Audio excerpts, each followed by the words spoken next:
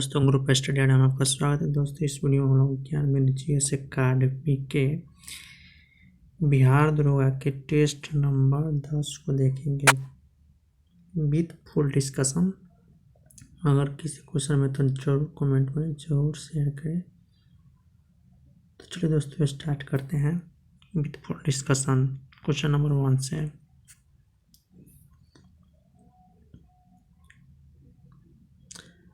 Question number 1 क्या है? Hassani चक्रवात का नामकरण किसने किया है? हसानी चक्रवात का नामकरण किसने किया है? ऑप्शन ए में ओमान, बी में है पाकिस्तान, सी में है सऊदी अरब, डी में है श्रीलंका। 1 का D is the right answer होगा। दोस्तों 1 का D is the right answer होगा। हसानी चक्रवात की उत्पत्ति बंगाल की खाड़ी से हुई है। आंध्र प्रदेश और उड़ीसा के तटीय क्षेत्र इससे प्रभावित हुआ है तथा इसका नामकरण श्रीलंका के द्वारा किया गया है। यानी 1 का D is the right answer, Sri Lanka इसका राइट आंसर होगा। नेक्स्ट क्वेश्चन देखेंगे। क्वेश्चन नंबर 2, 40वां हुनर हाट 2022 का आयोजन कहाँ किया गया है? ऑप्शन ए में है महाराष्ट्र, बी में है दिल्ली, सी में है पश्चिम बंगाल, डी में है लद्दाख। तो दोस्तों 40वां हुनर हाट का आयोजन 2022 में महाराष्ट्र में किया गया है। यानी 2 का A is the right answer होगा। नेक्स्ट क्वेश्चन देखें। क्वेश्चन नंबर 3, दुनिया का सबसे ऊंचा मतदान केंद्र स्थापित किया गया है। तो दोस्तों दुनिया का सबसे ऊंचा मतदान केंद्र कहाँ स्थापित किया गया है? ऑप्शन ए में है बांग्लादेश, बी में है भारत, सी में है इजराइल, डी में है चीन। तो दोस्तों दुनिया का सबसे ऊंचा मतदान केंद्र भारत में स्थापित किया गया है। यानी 3 का B is the right answer होगा। दोस्तों दुनिया का सबसे ऊंचा मतदान केंद्र टसी गंगा यानी हिमाचल प्रदेश में, टसी गंगा हिमाचल प्रदेश में पड़ता है। यानी भारत में स्थापित किया गया है। यानी 3 का B is the right answer. Next question देखेंगे। क्वेश्चन नंबर 4, निम्नलिखित में से कौन सा युद्धाभ्यास भारत तथा कनाडा तथा दक्षिण कोरिया का संयुक्त सैन्य अभ्यास है? भारत, कनाडा तथा दक्षिण कोरिया का संयुक्त सैन्य अभ्यास है। ऑप्शन ए में है चीरू, बी में है पासेक्स, सी में है सी ड्रैगन, डी में है धर्म गार्जियन। दोस्तों चीरू एक्सरसाइज है। चीरू एक्सरसाइज रूस, चीन तथा ईरान के बीच होता है। पासेस एक्सरसाइज 2022 भारत और रूस के बीच हुआ है। धर्म गार्जियन भारत और जापान के बीच हुआ है। तो दोस्तों 4 का C is the right answer. 4 का दोस्तों सी ड्रैगन एक्सरसाइज है जो भारत, कनाडा और दक्षिण कोरिया का संयुक्त सैन्य अभ्यास है। यानी 4 का C is the right answer. Next question देखेंगे। Question number 5,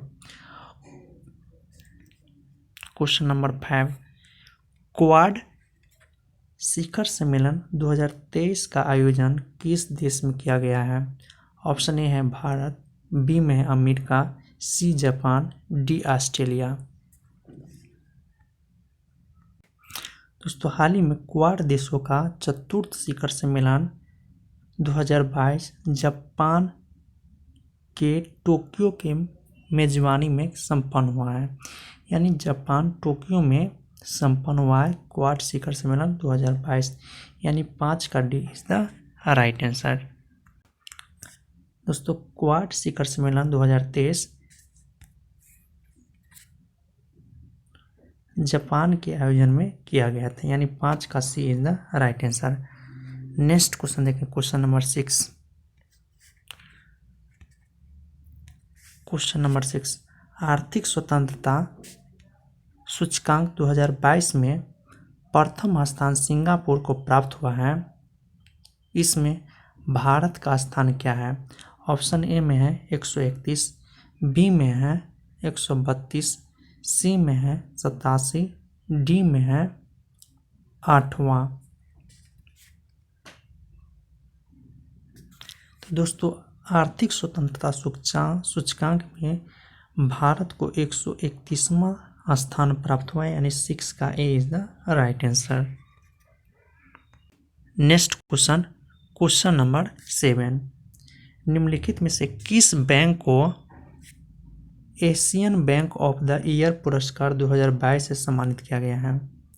Asian bank of the year 2022 से किस बैंक को सम्मानित किया गया है? ऑप्शन ए में है HDFC, बी में ICICI बैंक, सी में पेटीएम पेमेंट बैंक, डी में एक्सिस बैंक। तो दोस्तों एक्सिस बैंक को Asian bank of the year पुरस्कार 2022 से सम्मानित किया गया है, एक्सिस बैंक को। नेक्स्ट क्वेश्चन देखेंगे, क्वेश्चन नंबर 8, हाल ही में के दिनों में क्वांटम नेटवर्क में शामिल होने वाला पहला भारतीय संस्थान कौन बना है? ऑप्शन ए में है IIT मद्रास, बी में IIT रोपर, सी में IIT रुड़की, डी में है IIT हैदराबाद।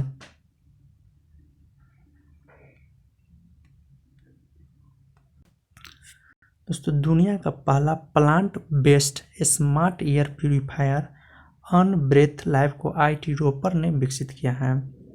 सीडेक ने IIT रुड़की में परम गंगा सुपर कंप्यूटर स्थापित किया है। केंद्रीय विज्ञान और प्रौद्योगिकी मंत्री द्वारा भारत की पहली स्वायत्त नेविगेशन सुविधा तिहान का उद्घाटन IIT हैदराबाद में किया गया है, यानी 8 का A is the right answer. दोस्तों 8 का C is the right answer होगा, IIT Roorkee. Next question number 9,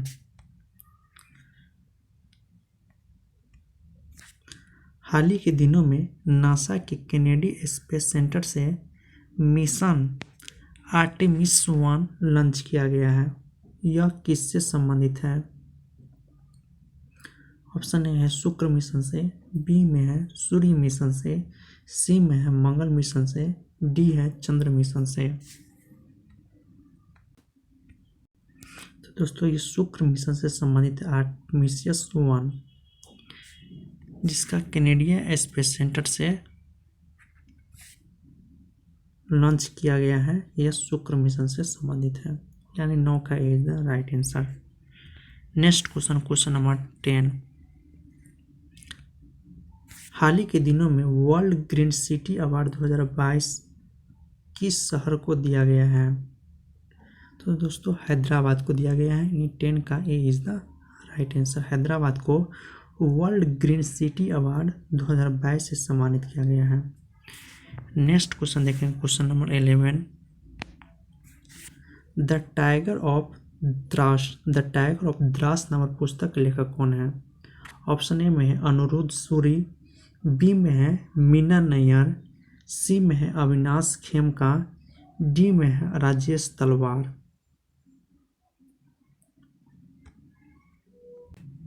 दोस्तों द ग्रेट टेक गेम के लेखक है Anirudh Suri. The great tech game के लेखक है Anirudh Suri. The magic of Mangalajori के लेखक है Avinash Khemka. The boy who wrote a constitution के लेखक है राजेश तलवार, यानी 11 का B is the right answer. The tiger of Dras के लेखक दोस्तों, द टाइगर ऑफ द्रास के लेखक है मीना नैयर, यानी 11 का B is the right answer. Next question number 12, विश्व रेड क्रॉस दिवस किस तिथि को मनाया जाता है? विश्व रेड क्रॉस दिवस किस तिथि को मनाया जाता है? ऑप्शन ए में है 3 मई, बी में है 7 मई, सी में है 8 मई, डी में है 31 मई। तो दोस्तों 8 मई को विश्व रेड क्रॉस दिवस मनाया जाता है, यानी 12 का C is the right answer. Next question देखेंगे, क्वेश्चन नंबर 13, संयुक्त राष्ट्र संघ द्वारा संयुक्त राष्ट्र पारिस्थितिकी बहाली दिवस 2022 का अंतर्राष्ट्रीय दशक घोषित है। यानी कब से कब तक अंतर्राष्ट्रीय दशक घोषित है? संयुक्त राष्ट्र पारिस्थितिकी बहाली दिवस। ऑप्शन ए में है 2022 से 32, बी में है 2021 से 30, सी में है 2019 से 28, डी में है 2018 से 2027। स्वदेशी भाषाओं का अंतर्राष्ट्रीय दशक 2022 से 32 है। शांति का दशक नेल्सन मंडेला का दशक 2019 से 28 है। गरीबी उन्मूलन अंतर्राष्ट्रीय दशक 2018 से 27 है। यानी 13 का B is the right answer. Next question number 14। हाल ही के दिनों में सालबुग आर्द्रभूमि संरक्षण रिजर्व को 75वां यानी 75 रामसर स्थल घोषित किया गया है। यह किस राज्य में है? सालबुग आर्द्रभूमि दोस्तों आपको जम्मू कश्मीर में है। यानी 14 का D is the right answer. Next question देखेंगे, क्वेश्चन नंबर 15। ध्यानचंद पुरस्कार में कितनी राशि प्रदान किया जाता है? ध्यानचंद पुरस्कार में कितनी राशि प्रदान किया जाता है? 25 लाख, 15 लाख, 10 लाख, 20 लाख।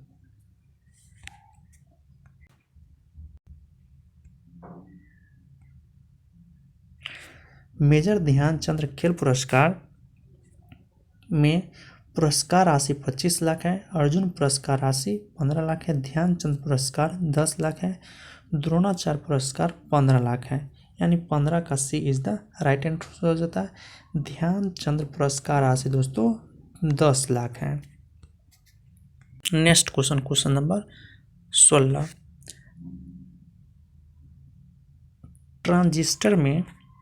ट्रांजिस्टर में एनपीएन अर्धचालक आपस में जुड़े होते हैं। ऑप्शन ए है श्रेणी क्रम में, बी में है समांतर क्रम में, सी में है श्रेणी क्रम तथा समांतर क्रम, डी है इनमें से कौन नहीं? एनपीएन अर्धचालक एनपीएन ट्रांजिस्टर दोस्तों होता है इस क्रम में जुड़ा होता है एनपीएन। तो किस क्रम में जुड़ा होता है आपको बताना है 16 के। दोस्तों एनपीएन ट्रांजिस्टर करने का मतलब इस तरह होता है। एनपीएन किस श्रेणी में है? श्रेणी क्रम में जुड़ा हुआ है। तो दोस्तों ट्रांजिस्टर का खोज अमेरिका के वैज्ञानिक जॉन बार्डिन ने किया था। ट्रांजिस्टर का खोज किसने किया था? जॉन बार्डिन ने किया था। विलियम शाक्ले और वाल्टर बर्टे ने किया था। कब किया था? 1948 में किया था। 1948 में दोस्तों ट्रांजिस्टर का खोज हुआ था।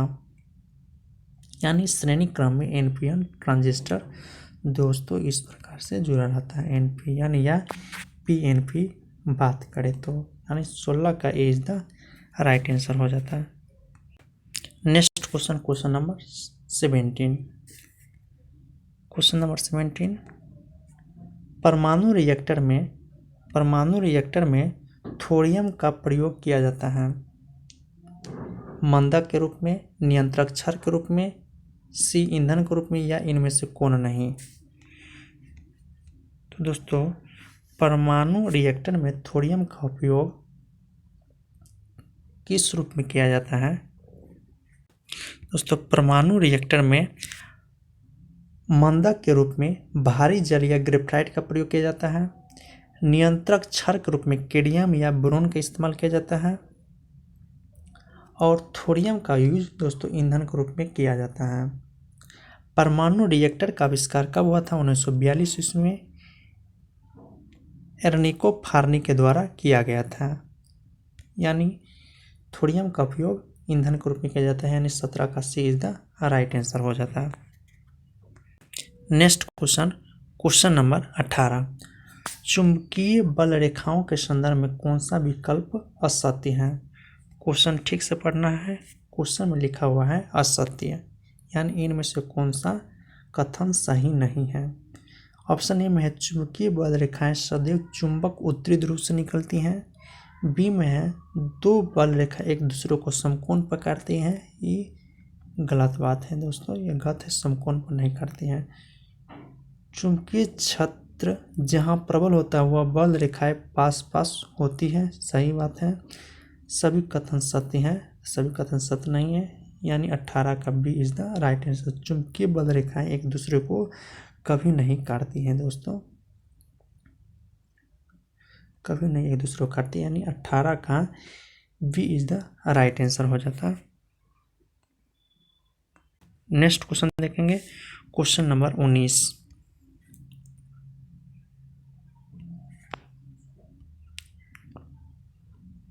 क्वेश्चन नंबर 19,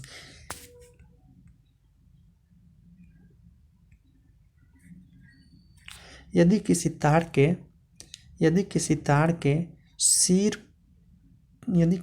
के सिरे पर के तापों को नियत रखकर तार के बीच वाले भाग के ताप को बढ़ाया जाता है, बीच वाले भाग को सिरे पर दोनों सिरे को कांस्टेंट टेम्परेचर पर रख के बीच वाले भाग को हीट किया जाता है, यानी ताप को बढ़ाया जाता है, और साथ साथ तार से होकर विद्युत धारा प्रवाहित की जाती है, यानी करंट भी प्रवाहित हो रही है, तो तार का पहला आधा भाग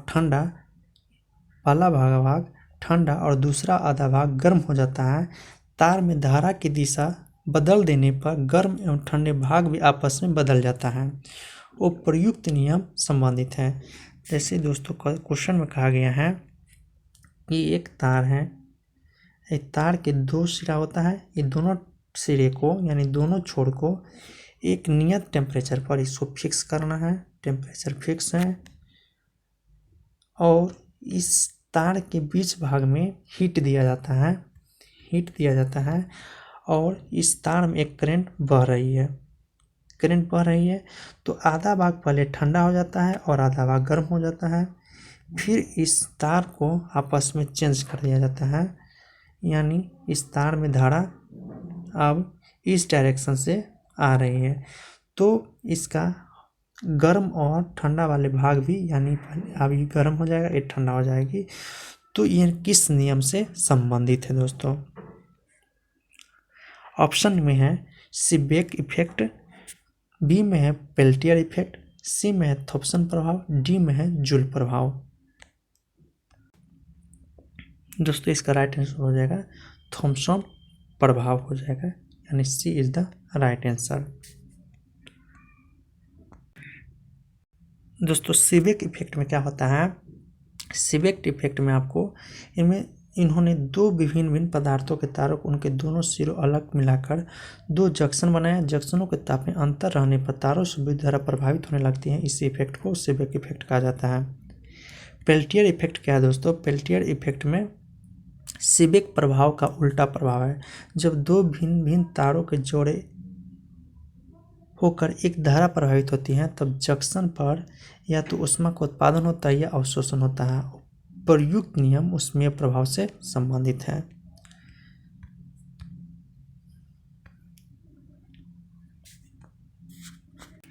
क्वेश्चन नंबर 20 देखेंगे। फ्लेमिंग के दाएं हाथ के नियम के अनुसार अंगूठा क्या बताता है? फ्लेमिंग के दाएं हाथ के नियम के अनुसार अंगूठा क्या बताता है?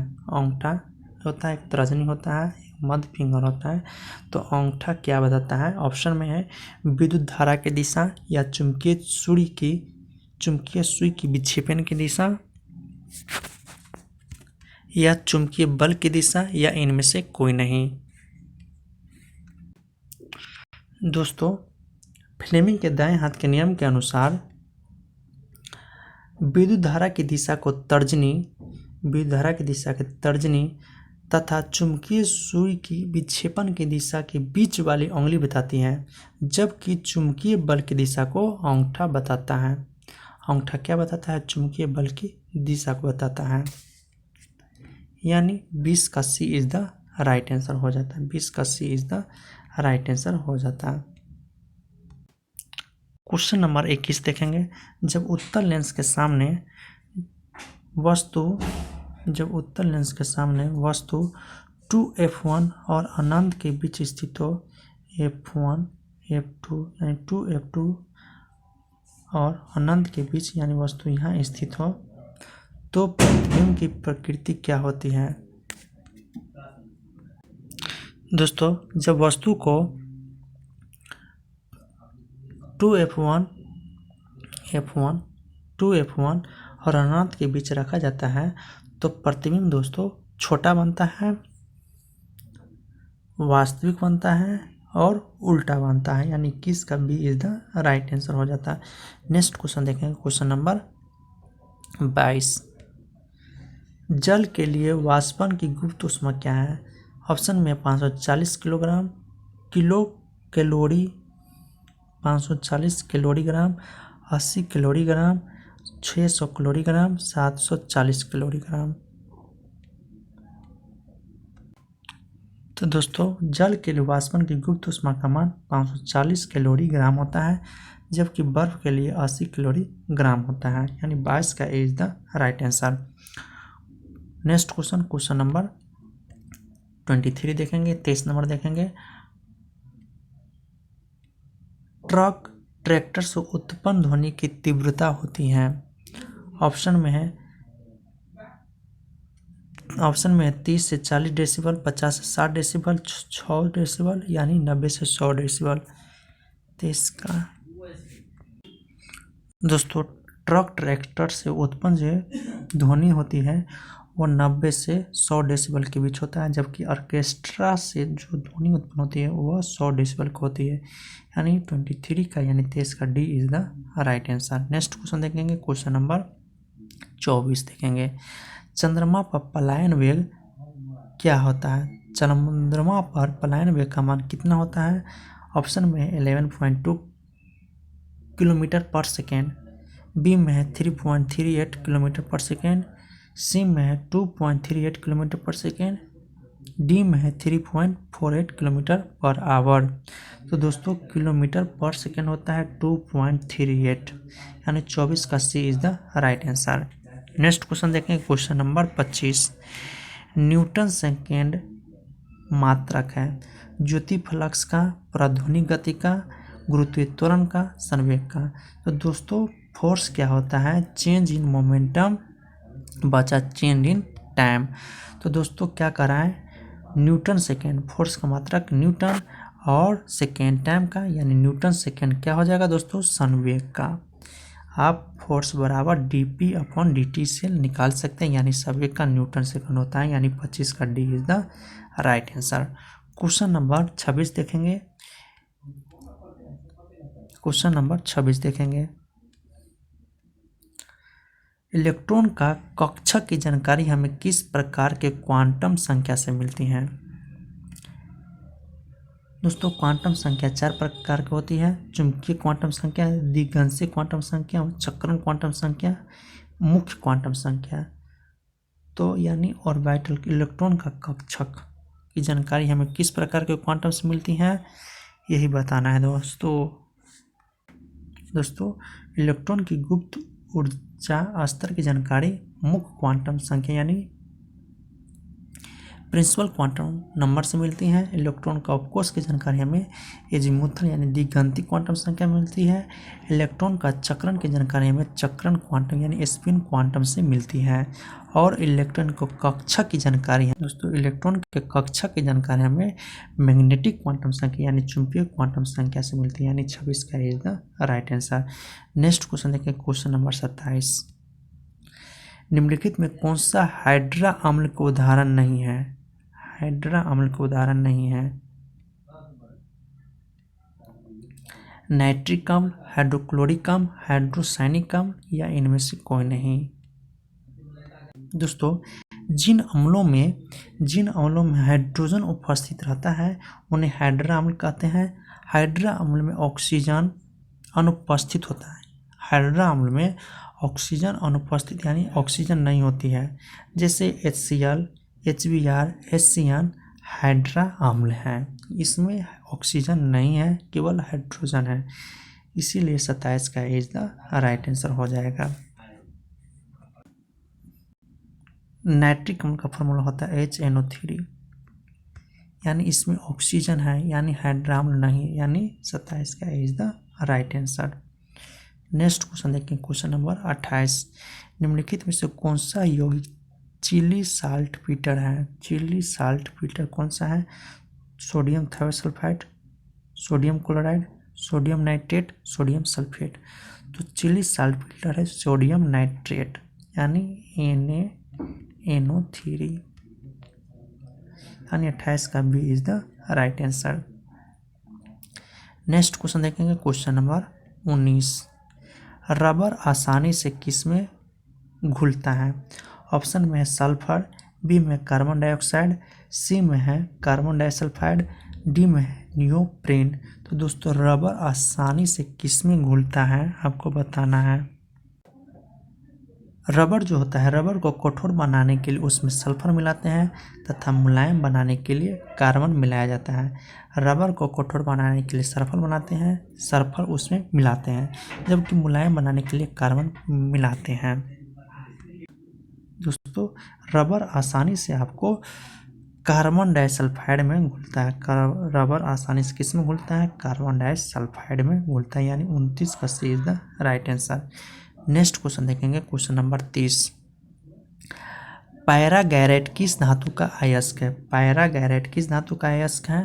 तो दोस्तों पैरागैरेट आपको सिल्वर का अयस्क है यानी 30 का D is the right answer हो जाता है।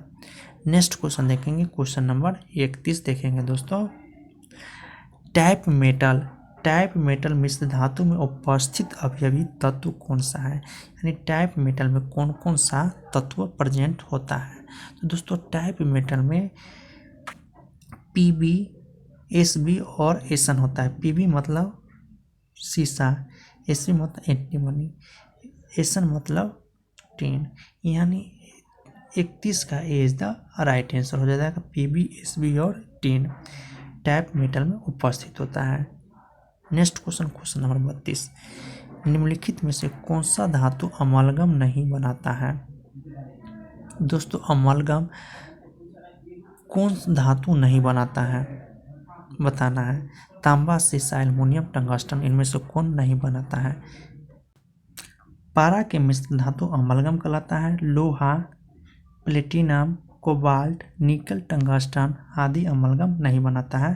तो क्वेश्चन था अमलगम इनमें से कौन नहीं बनाता है? तो लोहा, प्लेटिनम, कोबाल्ट, निकल, टंगस्टन अमलगम नहीं बनाता है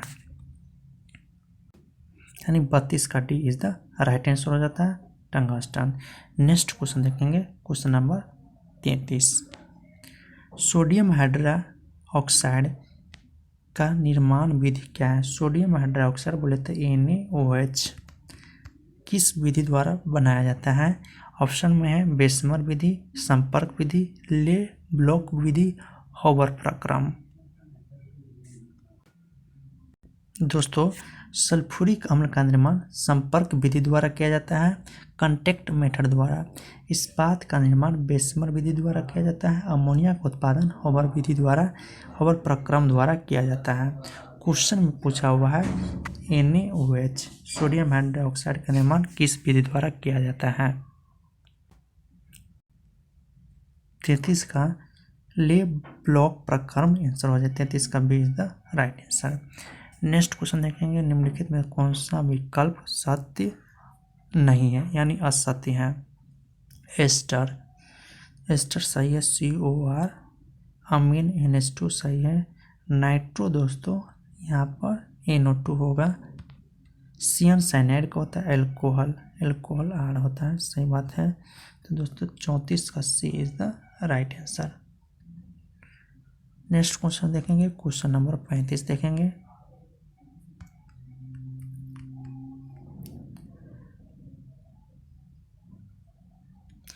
व्युत्क्रम अनुपात के नियम के खोजकर्ता कौन है? ऑप्शन में कोसेल, बी में है रिचर्ड, सी में बर्कले, डी में है डाल्टन।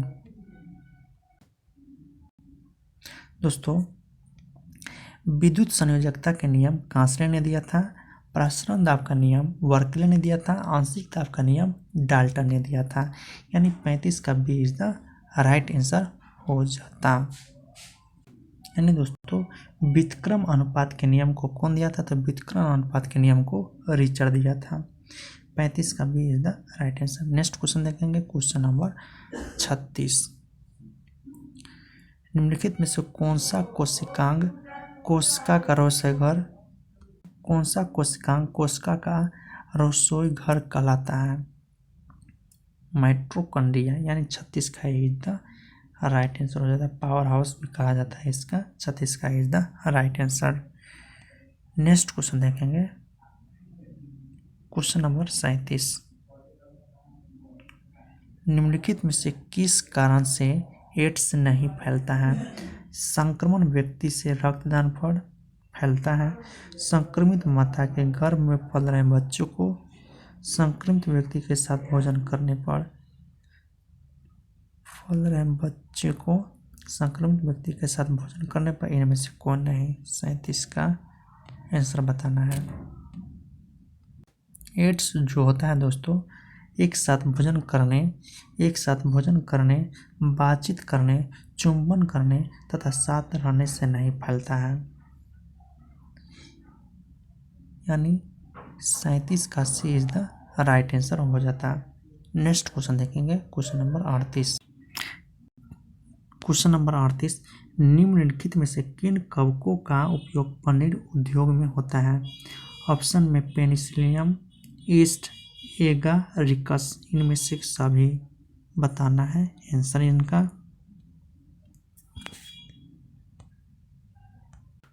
दोस्तों, एस्परजिलस तथा पेनिसिलियम का उपयोग पनीर उद्योग में किया जाता है। ईस्ट का उपयोग अल्कोहल के निर्माण में किया जाता है, जबकि एगारिकस का उपयोग सब्जी के रूप में किया जाता है, यानी 38 का A is the right answer हो जाता है।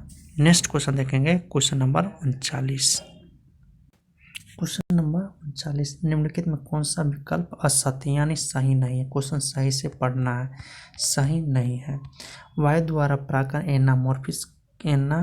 एनोमोफिलस कहलाता है, घोंघे द्वारा मेलकोफिलिस कहलाता है, चमगादड़ द्वारा चिरंटोफिलिस कहलाता है, कीट द्वारा एंटोफोलिस कहलाता है। जूलोफोलिस है, गलत है, यानी 39 का C is the right answer. Next question देखें, क्वेश्चन नंबर 40। उत्तक विज्ञान को क्या कहते हैं? हिस्टोलॉजी नामक शाखा के संस्थापक निम्नलिखित में से कौन सा वैज्ञानिक है? ऑप्शन में बीजट, मार्सेली, मेलपीजी, मायर, यूरेनॉल। 40 का आंसर बताना है। दोस्तों, उत्तक विज्ञान यानी हिस्टोलॉजी शाखा का नामकरण मायर नामक वैज्ञानिक ने दिया था, जबकि उत्तक शब्द का प्रयोग सर्वप्रथम बीजट ने किया था। और लौंग के तेल का मुख्य घटक यूरेनॉल होता है। दोस्तों, उत्तक शब्द का प्रयोग सर्वप्रथम किसने किया था? बीजट ने किया था। और हिस्टोलॉजी शाखा का नामकरण किसने किया था? मायर ने किया था। इसीलिए इसका राइट आंसर दोस्तों क्या हो जाएगा? राइट आंसर इसका दोस्तों 40 का सी हो जाएगा। दोस्तों, उत्तक विज्ञान नामक संस्था के संस्थापक दोस्तों मायर है। यूरेनॉल लौंग के तेल से संबंधित है। अब बीजट उत्तक शब्द को नाम दिया था। और शाखा उत्तक विज्ञान शाखा का स्थापना मायर ने किया था, यानी 40 का B is the right answer हो जाएगा। नेक्स्ट क्वेश्चन देखेंगे, क्वेश्चन नंबर 41। पौधे में होने वाले वाष्प उत्सर्जन की दर किस यंत्र द्वारा मापा जाता है? तो पौधे में होने वाले वाष्प उत्सर्जन की दर किस यंत्र द्वारा मापा जाता है? गैंगोंग श्वसन मापी, गैंगोंग पोटोमीटर, क्रिस्कोग्राफ, या इनमें से सभी? दोस्तों, श्वसन गुणांक को गैंगोन श्वसन मापी के द्वारा मापा जाता है। पौधे की प्रभावी लंबाई को क्रेस्की ग्राफ द्वारा मापा जाता है। पौधे की प्रभावी लंबाई को क्रेस्की ग्राफ द्वारा मापा जाता है। श्वसन गुणांक को श्वसन मापी द्वारा मापा जाता है, जबकि वाष्प उत्सर्जन को दोस्तों मापा जाता है। दोस्तों, वाष्प उत्सर्जन को मापा जाता है पोटोमीटर से मापा जाता है, यानी 41 का B is the right answer. Next question, question number 42 देखेंगे। समुद्री खीरा किस संघ के जीव है? समुद्री खीरा किस संघ के जीव है? मोलस्का, कोडाटा, एकांडोमाटा, आर्थ्रोपोडा। 42 नंबर क्वेश्चन, समुद्री खीरा किस संघ के जीव है? दोस्तों, तारा मछली, ब्रिस्टल स्टार, समुद्री अर्चिन, समुद्री खीरा, कुकुमेरिया, थाइएन, एंटीडोन आदि इकाई इकाईडोन मोटा संघ के जीव हैं। समुद्री खीरा किस संघ का जीव है? इकाईडोन मोटा संघ के जीव हैं। सभी प्रकार के कीट, मकड़ी और थोड़ा संघ के अंतर्गत आते हैं। ये जंतु जगत का सबसे बड़ा संघ है। नियोपाइलिना, काइटन, पाइला, हेलिक्स, लाइमेक्स, डोरिस, डेंटिलियन सीप, मोती, सिपिया, नेटिलेक्स, ऑक्टोपस आदि मोलस्का संघ के अंतर्गत आते हैं। जबकि समुद्री खीरा दोस्तों समुद्री खीरा इकाईडोन मोटा संघ के जीव है। यानी दोस्तों 42 का C is the right answer हो जाता है। समुद्री खीरा किस संघ का जीव है? तो इकाईडोन मोटा संघ के जीव है। क्वेश्चन नंबर 43, निम्नलिखित में से किस रुधिर वर्ग में एंटीबॉडी अनुपस्थित होता है? यानी एंटीबॉडी नहीं होता है। दोस्तों एंटीबॉडी होता है ओ में, जबकि एंटीबॉडी नहीं होता है किस में नहीं होता है? ए बी में नहीं होता है, इसमें एंटीजन होता है। यानी 43 का is the right answer. Next question देखेंगे, क्वेश्चन नंबर 44, मिक्सिडीमा नामक रोग किस हार्मोन की कमी से होता है? तो मिक्सिडीमा नामक रोग दोस्तों आपको थायरोक्सिन हार्मोन की कमी के कारण होता है। यानी 44 का D is the right answer. Next question देखें, क्वेश्चन नंबर 45, जंतु विज्ञान के अंतर्गत जीवाश्म विज्ञान के जनक कौन है? जीवाश्म विज्ञान के जनक कौन है? ऑप्शन में है एच.जे. मुलर, लियोनार्डो दा विंची, बैटसन, क्लाई वान वियर्ड। 45 नंबर क्वेश्चन, जीवाश्म विज्ञान के जनक कौन है?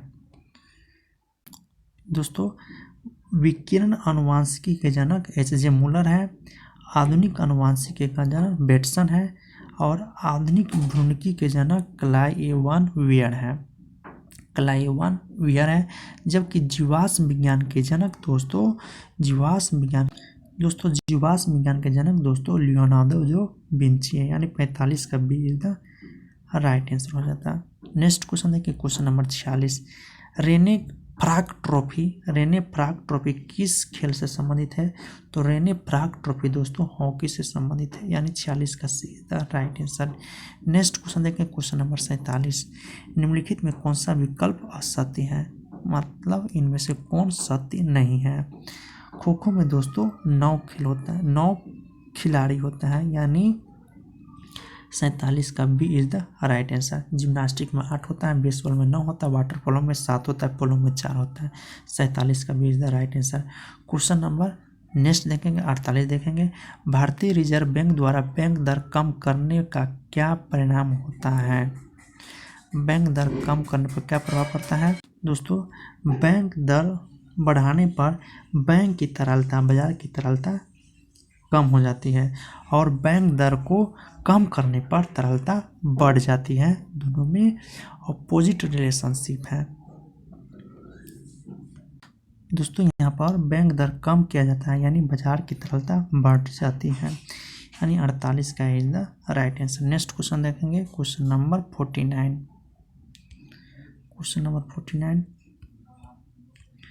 जीएसटी परिषद का अध्यक्ष कौन होता है? जीएसटी परिषद का अध्यक्ष कौन होता है दोस्तों? आरबीआई का गवर्नर, राज्य वित्त मंत्री, गृह मंत्री, केंद्रीय वित्त मंत्री। तो केंद्रीय वित्त मंत्री होता है। 49 का D is the right answer. Question number 50 देखेंगे, प्रभावी राजस्व घाटा किसके द्वारा प्रस्तुत किया जाता है? प्रभावी राजस्व घाटा किसके द्वारा प्रस्तुत किया जाता है? ऑप्शन में महानिवादी, नियंत्रक, मान्यता परीक्षक, लोक लेखा समिति, लोक उपक्रम समिति। तो दोस्तों 50 का C is the right answer हो जाता है, लोक उपक्रम समिति। दोस्तों 50 क्वेश्चन ही आज देखेंगे। नेक्स्ट 50 क्वेश्चन अगले वीडियो में डाल दिया जाएगा। तो थैंक फॉर वाचिंग। जय हिंद दोस्तों। अगर किसी क्वेश्चन में आपको दिक्कत है तो ज़रूर कमेंट करें। Thank for watching. जय हिंद दोस्तों।